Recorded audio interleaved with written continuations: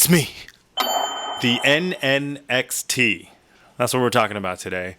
We're talking about sampling, samplers.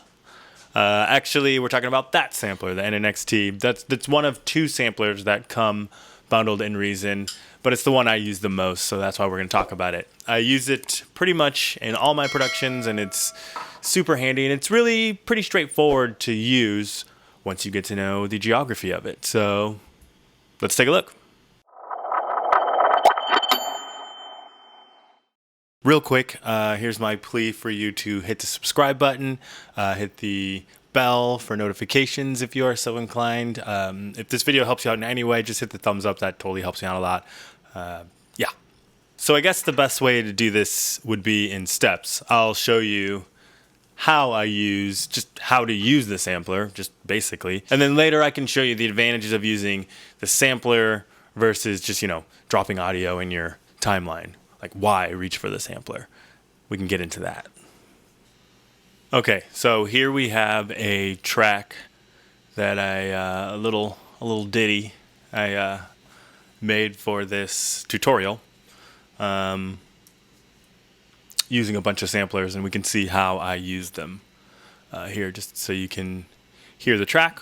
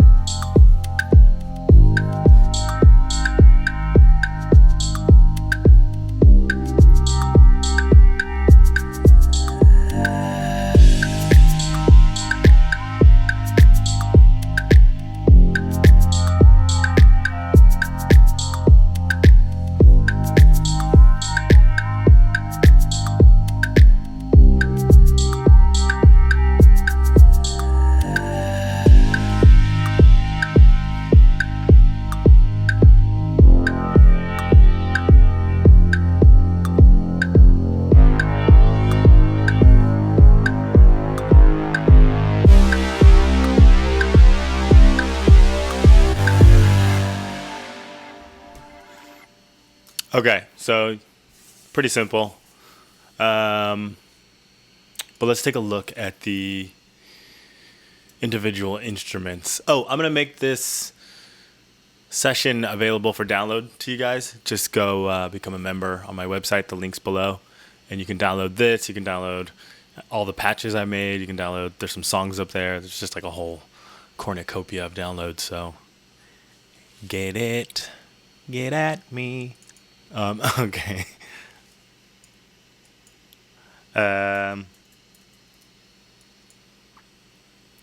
So let's start. So there's a couple of reasons to reach for a sampler over just dropping audio in your timeline. And we will go over a few of them. First, let's just go over how you just use a sampler. Like how do you load up a sample? Let's take this kick, for instance. This is the kick. We will loop play that. So if I wanted to create a similar situation, a kick drum, I hit F3 to hit the browser, grab a sampler, and then it's just a matter of dragging a sample into it. Now you can drag that sample from, any folder on your desktop. So once you have it open, it's just a matter of dragging a sample in. So you could just drag any old kick in, or whatever sample you're using. taking a second for some reason. And then that sample is able to be played. Get my keyboard up. F4 to pull that little keyboard up.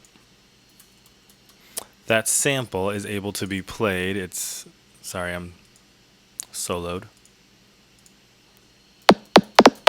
On your keyboard. So for simple samples, it's as simple as dropping it in. You know, your drum hits, kick, snare, even closed hi-hats. But hi-hats actually can be a little bit more complicated if you want them to be. We'll get to that. But yeah, for simple one-shots, drum hits, it's as simple as dropping it in and playing it. Nothing complicated. Once you have them in, though, you can really tweak the samples. And by the way, when you're doing one-shots, stuff like that, you want to bring the polyphony down to 1. You don't want notes overlapping. You don't want 2 kick drums playing at the same time. So, also, does it save CPU? Maybe not. But anyway, 1's where you want it for one-shot drum hits like that. So once you're here, you have access to the filter. So if you wanted to, you could filter it down. You could see this as a filter in that you're going to modulate it like a filter, like in a synth, or you could see it as an EQ. You know, there's no reason not to high pass it right here on the unit itself while you're making your track. Oh, this kick has a little too much bass. There we go. That sounds good. Why reach for an EQ when it's right here if you're already right here? So that's convenient. And then the next thing that happens that you have control over is the amp envelope. And I'll show you kind of on other instruments. A kick's not the best one to show you this on, but you can still get the concept. Think of the amp envelope as compression. Compression is nothing more than volume modulation, and so is this. You can draw an envelope with the compressor kind of automatically, if you will, or you can draw an envelope with the amp envelope here. So if you wanted your kick to be a little less punchy, you could add a little more attack time to take some punch out. Boom. Now you could do that with a compressor, you can do it right here, and you can do it here. I like doing it here because A, you don't need to open another module, and B, you can really fine tune. So I can take some kick out. I can make it a really clicky thing by taking out the sustain and then controlling the amount of time, decay time it takes to get to that sustain. So really short, or pretty much the whole kick's coming through now. You get the idea. So that's another layer of control.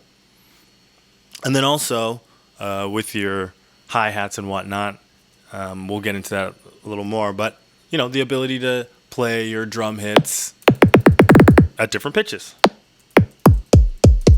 very easily without, you know, you don't want to, sometimes it's a pain to copy a bunch of hi-hats, but you want them to roll down, but you're using for some reason you're using the sequencer.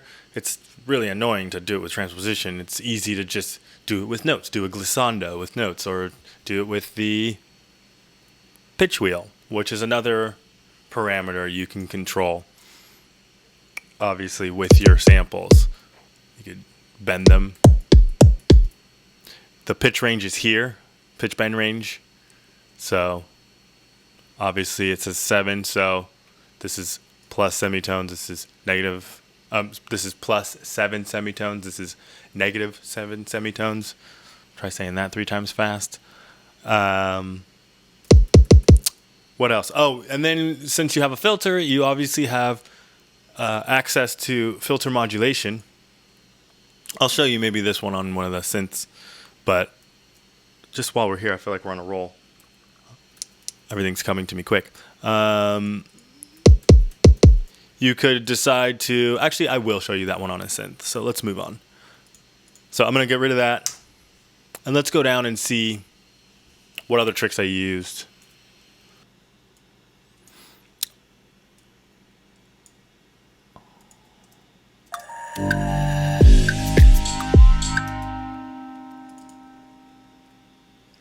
Okay, moving along. Let's take a look at this shaker.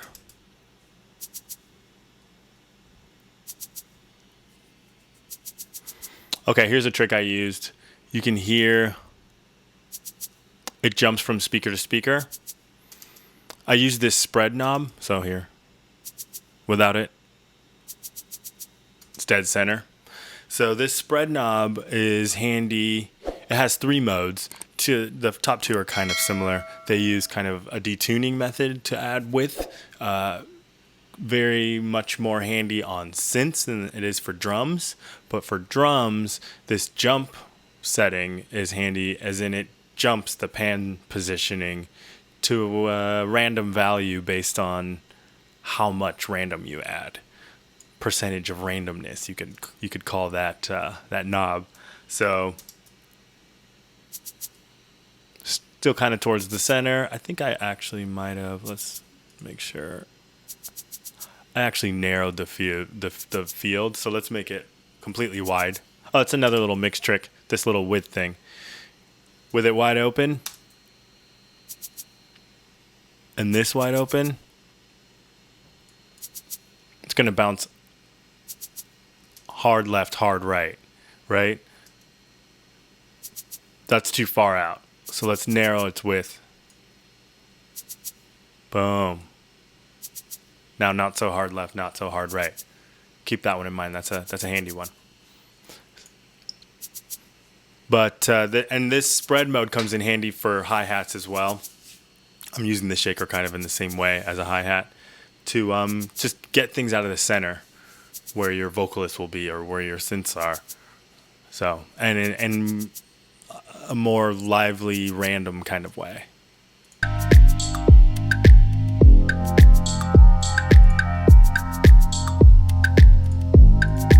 So score another one for the sampler for that feature. Okay, what else? Let's get to some synths.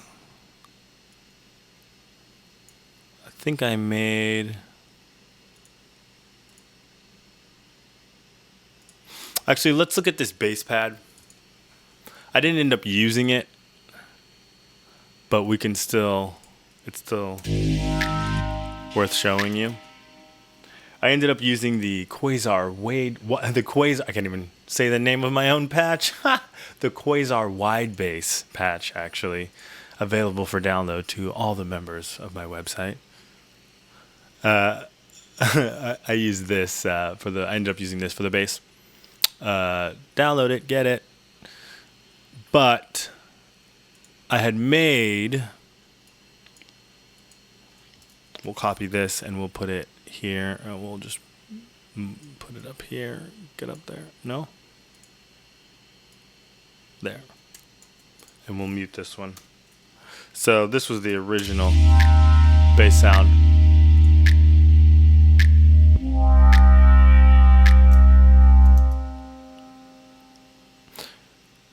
But how this... So this is a key thing to know how to do in a sampler, and that's how to take a synth one shot and make it into a playable instrument. And that's what I did here. So the actual, as I dragged the sample in, and here's a little lesson on how to edit your one shots. So let's imagine I just dragged the sample in from Splice or whatever, and it just comes as a one shot. You drag it in. The next thing that you want to do is set the pitch detection. So if you dragged it in from Splice, here, let me just right click and then go to edit sample. If you dragged it in from Splice or something similar, some sort of sample library, then you know the key and you can just type it in right here. Or if you don't know the key, or just because it's a little bit quicker, you can set root notes from pitch detection. Set root notes from pitch detection. Super handy, super clutch. I don't see this that often, this feature. Anyway, you hit that and then it automatically finds the pitch of your one shot, and then it maps it on the keyboard so that when you hit a C, it sounds like a C. When you hit an A, it sounds like an A. So boom, that's handy. So I did that for this one and it got the pitch. Now the next problem is before, this is how it comes. The hit's not long enough. So you need to take this sustain area here. Here, I'll hit crossfade the loop so there's no pops. And then you're going to use this area here to make it so that the note will play forever. So that's something that you need to, that's how you do that. That's how you take a bass hit, make it playable, and make it playable for as long as you need it to be with that looping feature. So the next synth I made was this lead here.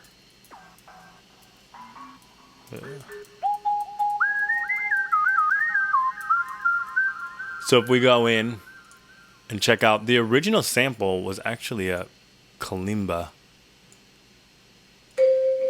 That's the original sample. So you can see how much you can change things up. Let's see how I got from there to here. So it looks like the first thing I did, obviously the polyphony's down to 1 because this is a lead. I added some portamento, which is adding that bend.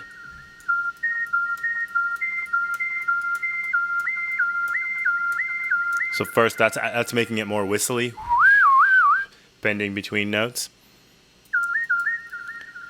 And then the other thing has to be adding the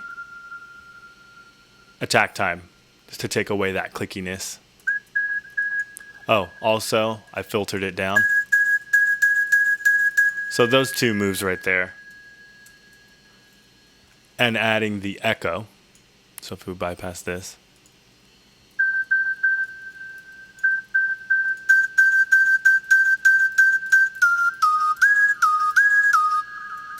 Then you can hear the difference.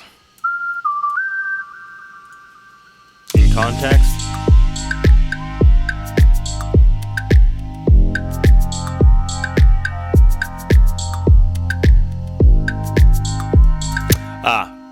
It sounds different actually because I ended up playing, here I'll just show you. I just forgot about that. I played a lead line that I liked for maybe a chorus or something. I don't know. This isn't, obviously this isn't done. This is just a little something I made for this tutorial, but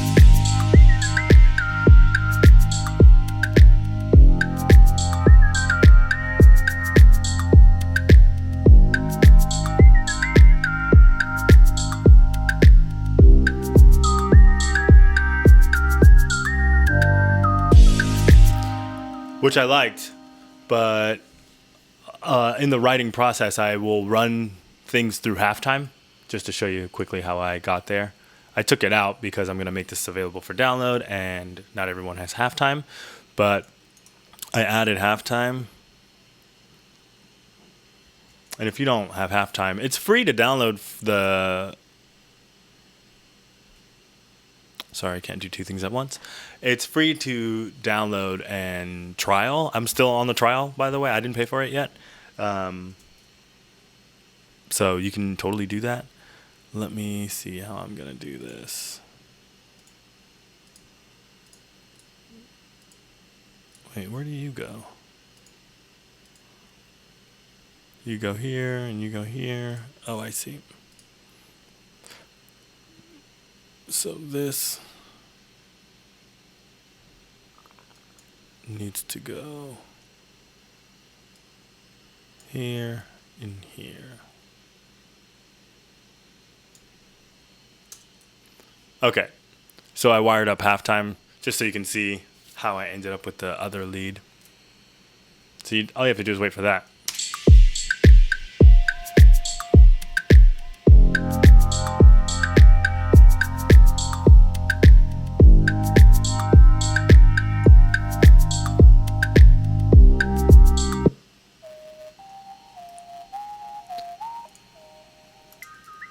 I don't think that's the setting I used. Hold on, let me wait for this to open.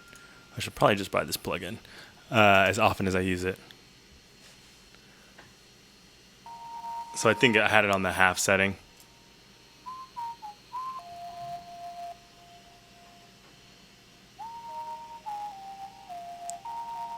So without halftime. If you're familiar with FL Studio's Gross Beat, it's very similar. It's a great little, I think I did a tutorial on it, but it was in Logic. But it's a great little tool. So what happened was I write the main, I wrote that main, and then I'll run it through halftime at a couple of different settings and bounce those out as variations. And I ended up using the variation that sounds like that.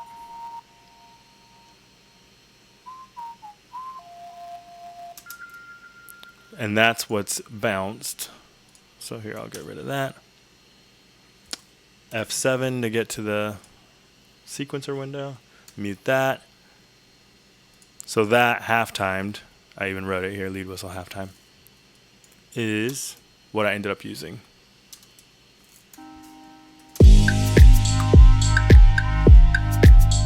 Super subtle.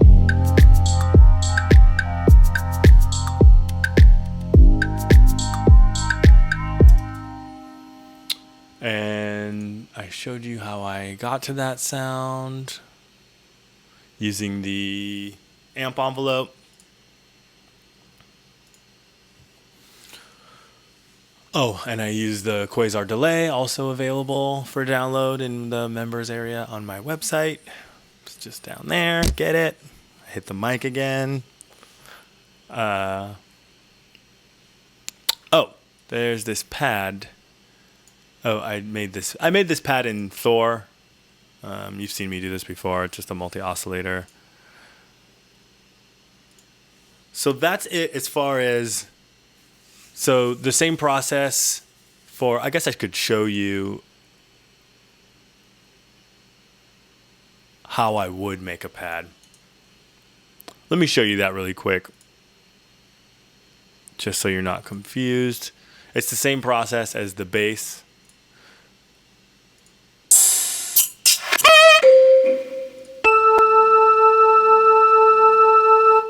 So if we were going to make a pad, just so you're not confused, here's a synth one shot that I just grabbed. I just dropped it in from Splice. I'm gonna press F4 to bring up my keyboard. Oh, that's way too high and way too loud. So right off the bat, I don't like that attack. Let's just get rid of it. Let's add a little bit more release. We're gonna make a pad. We pretty much already made one. We have the polyphony up, so if I play chords, and then the other thing I wanted to show you was if we wanted to add filter modulation, if we wanted to make it so that when I hit the keys, the filter sweeps in and sweeps down, we can do that. Oops, I need that actually, but I'll move it to the other screen. Does that work? Does that not work?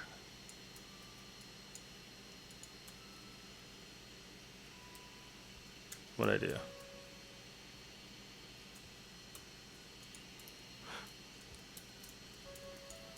All right, the filter's down. Okay, so let me move this to the other screen. So we could take the filter. This is the mod envelope. We could make it affect the filter. We can move the filter down. So we're saying, see the filter knob is here.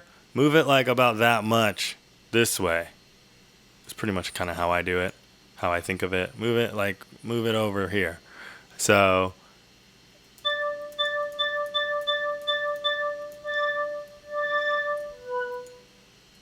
we added some time. Move it over here and take a little bit of time to do it. So now if we play some chords.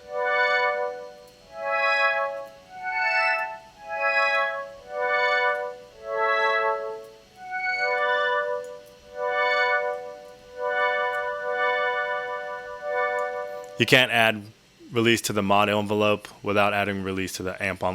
They both need release if you're going to try to add release to your patch.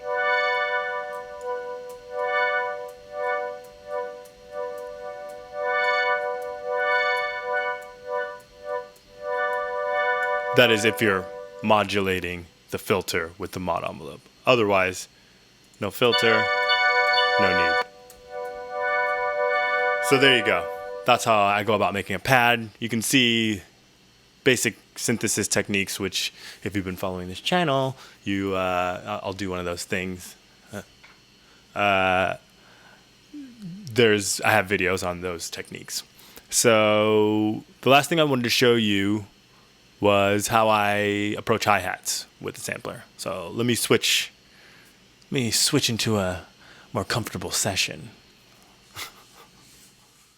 So real quick to finish this off, we have some hi-hats here, and this one is kind of focused on the idea of choke groups and groups. You can make like a kind of a hi-hat instrument. So I have two different hi-hats. They're actually the same one. I just filtered one. And then I have an open hi-hat. So in real life, you hit the hi-hat, and then when you open it, you have to stop hitting it for it to stay open. And then when you close it, there's no sound. And when you close it and hit the next hit, that's when the next hit comes in. So there's no time where the hi-hat keeps playing the closed pattern while the open hat comes in at the same time. They cut each other off because of the nature of the instrument. So in order to make hi-hats sound more real, you want it to play open, and you want the close to cut off the open. So real quick or real slow. But either way, you want one to cut off the other. So, and the way I did that, so when you have, you drag your samples in as normal. Here, we should start from the beginning. Let's see. If I leave that there and then delete this. Cool. So we make a sampler. We close this, we go back to where we were. Cool. So we have closed hat 1. I drag that sample in. Then I add a zone. Closed hat 2 goes in. Bam. We need the open hat. We add a zone. Open hat. Boom. So now we hit a button. They all play at once. Not what we want.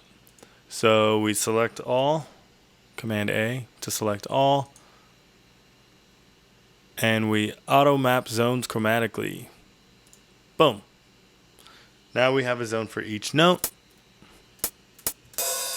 And they automatically, let's turn the polyphony down to 1. And they'll automatically interrupt each other. You could also, if you wanted to, make these zones a bit bigger so you could still play pitches. Let's see. You could do this. Spread this guy over here.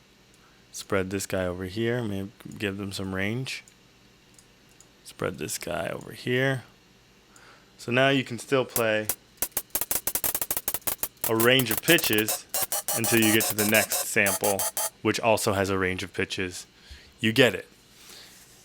You could also map each zone to a different velocity. You could see how you could take 100 samples of the same hi-hat, map them each to a different velocity. Actually, you could take 127. There's 127 different. The range is from 0 to 127 in MIDI, so you could literally do that. And each time you hit the key, you would hit it naturally at a different velocity. So you'd have a different hit each time. You see how you could make like a crazy instrument where it sounds really live. And this is just the tip of that iceberg. So, yeah. That's the NNXT.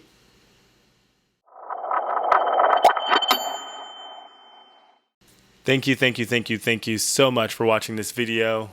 These are getting a little easier as I'm doing them. Well, they're getting a little harder too. I'm starting to make songs to accompany the. I'm sure you noticed. I'm starting to make songs to accompany the the tutorials. Let me know if you like that aspect. You know, I think it should make for good tutorial for you to see the actual thing in action. You can download this session. There's another session on there. There's all the patches, the bass patch, the effect knob, the quasar delay, which is a super usable delay. All that stuff is available for download in the members area on my site for free. Just become a member and download it. And it'll be updated as I go. So it's going to become quite the cache. So anyway, thank you for watching. Please, if you gleaned any knowledge from this, please hit the subscribe button, hit the like button if you liked it, hit the subscribe button if you loved it. And yeah, I'll see you guys when I see you guys.